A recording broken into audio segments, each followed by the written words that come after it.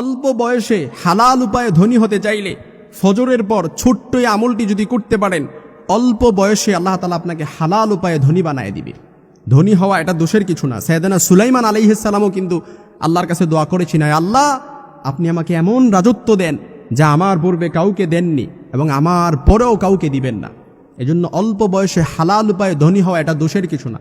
আপনি ধনী হলে আপনি বেশি বেশি দান সাদাকা করবেন, ইসলামের পক্ষে থাকবেন, কোরআনের পক্ষে থাকবেন, মসজিদ করবেন, মাদ্রাসা করবেন। অল্প বয়সে হালাল উপায়ে ধনী হওয়া এটা দোষের কিছু নয়। সাহাবী থেকে পরীক্ষিত এই আমলটি বিশ্বনবী সাল্লাল্লাহু আলাইহি ওয়াসাল্লাম এক সাহাবীকে এই আমলটি দিয়েছেন।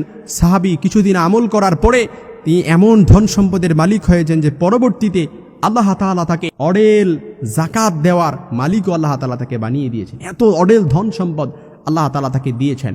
এজন্য অল্প বয়সে হালাল উপায়ে ধনী হওয়ার এই ফজরের পর ছোট্ট আমলটা করবেন। অনেকে আমরা আছি হারাম পন্থায় ধনী হতে চাই না, হারাম পন্থায় ধনী হওয়া যাবে না।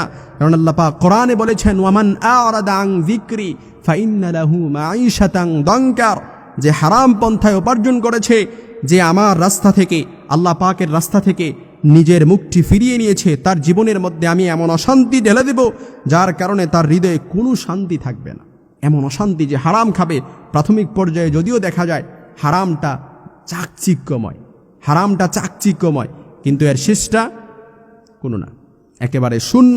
এজন্য কিয়ামতের ময়দানে ওয়ানাহশুরুহু ইয়াউমাল কিয়ামাতি আমা, যে হারাম খাবে, হারাম খেয়ে নিজের দেহকে বর্ধিত করবে, হারাম খেয়ে অডেল ধন সম্পদ বানাবে, আল্লাহ তাআলা তাকে কিয়ামতের ময়দানে অন্ধ অবস্থায় মানুষের সামনে আল্লাহ তাআলা তাকে পেশ করবে।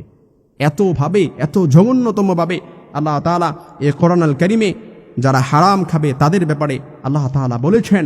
এজন্য আল্লাহ রসুলের কাছে যখন এক সাহাবী আসলো, এসে বললেন, ইয়া রাসূলুল্লাহ, ইয়া হাবিবাল্লাহ, আমার কাছে কোনো টাকা পয়সা নাই, খাবার নাই, আমার ছেলে মেয়েদের ভরণ পোষণের দায়িত্ব সঠিকভাবে পালন করতে পারছি না। বিশ্বনবী তখনই বললেন, তুমি প্রতিদিন ফজরের নামাজ পড়বা জামাতের সাথে। ফজরের নামাজ পড়ে তারপরে এই মুসল্লার মধ্যে বসে থেকে 100 বার তুমি পড়বা সুবহানাল্লাহি ওয়া বিহামদিহি সুবহানাল্লাহিল আযীম আস্তাগফিরুল্লাহ।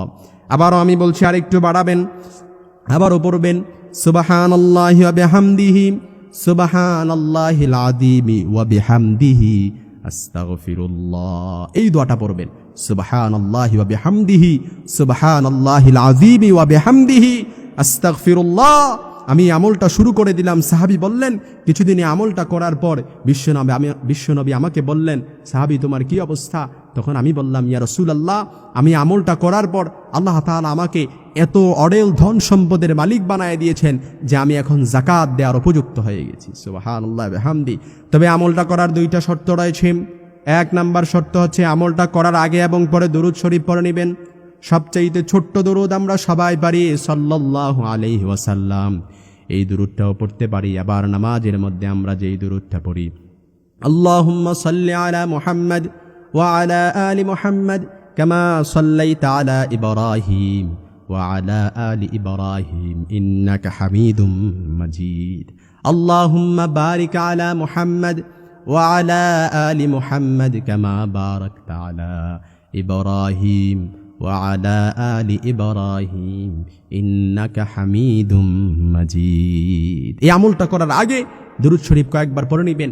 চাইলে 10 বার পড়তে পারেন, 20 বার পড়তে পারেন, 100 বারও পড়তে পারেন।